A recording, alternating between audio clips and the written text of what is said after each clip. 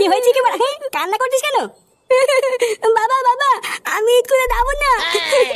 ও স্কুলে যাবি না? আচ্ছা ঠিক আছে, যেতে হবে না। ওঠ উঠে আয়। সত্যি বাবা, আমি স্কুলে যাবো না তো? আরে হ্যাঁ হ্যাঁ, তোকে স্কুলে যেতে হবে না, ওঠ। বাবা তুমি খুব ভালো। কি বলতিস কি বড়া? হ্যাঁ এই দেখ ফাটা, তোর জন্য লেবু লজেন্স নিয়ে এসেছি। বাবা তুমি আমার জন্য লজেন্স নিয়ে তো? হ্যাঁ বাড়া হ্যাঁ, খেয়ে নে খেয়ে নে।